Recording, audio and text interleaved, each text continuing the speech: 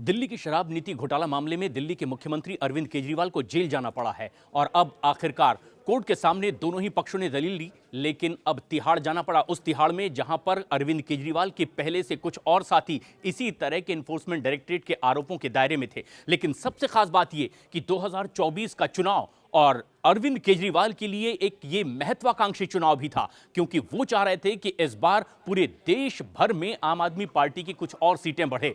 Court का फैसला, Arvind Kejriwal jail में। लेकिन खास बात यह कि इससे ठीक एक दिन पहले ही दिल्ली में एक बड़ी रैली इंडी गठबंधन ने की। आम आदमी पार्टी भी इंडी गठबंधन का एक बड़ा हिस्सा और देश भर से अलग अलग इंडी गठबंधन के घटक दलों के नेताओं की मौजूदगी दिल्ली के रामलीला मैदान में थी।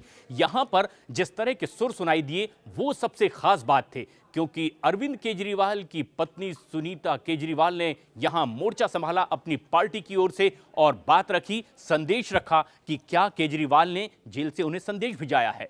लेकिन अपनी अपनी पार्टी की ओर से लोगों ने भी राय रखी। अब सबकी निगाहें इस बात पर कि दिल्ली के इस सीटों पर किस तरह का असर पड़ने जा रहा है। जबकि अरविंद केजरीवाल जेल में हैं, उनकी पार्टी की सरकार यहां पर है, वो खुद मुख्यमंत्री हैं और मुख्यमंत्री रहते हुए ही वो जेल चले गए और इतिहास में भारत की ये पहली बार हुआ। हम आपको बताते हैं कि भारत का ये लोकसभा का चुनाव और इस पर किस तरह का असर, जबकि अरविंद केजरीवाल अब जेल में हैं। अगर हम बात करें दिल्ली की, तो दिल्ली पर सबकी निगाहें थी। दिल्ली का ये नक्शा आप देखिए, साल 2019 के चुनाव का पूरी तरह से भगवा कलर में रंगा नजर आ रहा है।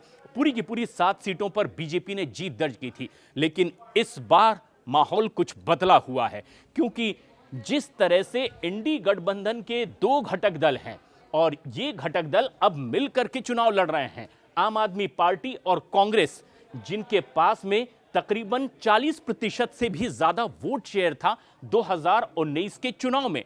और अब जबकि ये अलग अलग पिछले चुनाव में लड़े थे, इस बार दोनों साथ मिलकर चुनावी मैदान में। आम आदमी पार्टी के पास 18% से भी ज्यादा वोट शेयर 2019 में आया था, कांग्रेस के पास 22% से भी ज्यादा। उसके बावजूद 7 सीटें बीजेपी ने जीती थी। अब सबसे अहम बात यह है कि इस बार किस तरह का असर पड़ेगा। जो सबसे खास बात है वो ये कि क्या सहानुभूति लहर अरविंद केजरीवाल के पक्ष में इन 7 सीटों पर दिल्ली के असर दिखा पाएगी। जिस तरह से सुनीता केजरीवाल ने अब मोर्चा संभाला है, जिस तरह से इंडी गठबंधन के बाकी घटक दलों ने उनके साथ मिलकर रामलीला मैदान में एक बड़ी रैली की है, क्या इसका असर इस पर दिखाई देगा? ये एक बड़ा सवाल भी है, क्योंकि जेल से ही अब सरकार चलाई जा रही है, बीजेपी का ये आरोप है।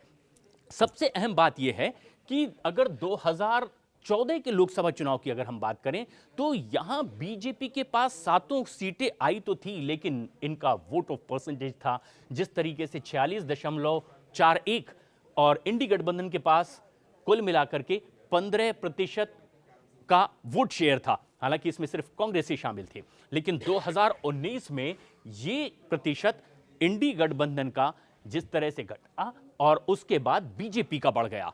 अब जबकि जो पहले अलग अलग थे विरोधी वो एक साथ हैं, अरविंद केजरीवाल के साथ क्या सहानुभूति का असर दिखाई देगा, या फिर इंडी गठबंधन के घटक दल जिस तरह से नैतिक सपोर्ट उन्हें कर रहे हैं, क्या इसका असर इन सीटों पर दिखाई देगा? ये एक बड़ा सवाल है। लेकिन बीजेपी ने अपनी तरफ से अब मोर्चा खोल दिया है और सीधे सीधे प्रधानमंत्री ने भी मंचों से कहना शुरू कर दिया है कि उनकी लड़ाई विकसित भारत के लिए है और भ्रष्टाचार के खिलाफ है। और ये एक ऐसी लड़ाई होगी जिसमें भ्रष्टाचार एक बड़ा मुद्दा है बीजेपी के पास, और इसी को हथियार बना करके वो ये बार बार कह रहे हैं कि दरअसल जितने भ्रष्ट पार्टियां हैं वो एक साथ एक मंच पर आई हैं। तो वहीं दूसरी तरफ अब इंडी गठबंधन ने बीजेपी के खिलाफ मोर्चा खोला है। खास बात ये कि दिल्ली में अरविंद केजरीवाल के साथ क्या दिल्ली की इन 7 लोकसभा सीटों की जनता खड़ी नजर आएगी। जिस तरह से सुनीता केजरीवाल अब मोर्चा संभाल रही है, जिस तरह से अरविंद केजरीवाल के बाकी के और साथी जो अब मैदान में होने चाहिए थे स्टार प्रचारक के तौर पर,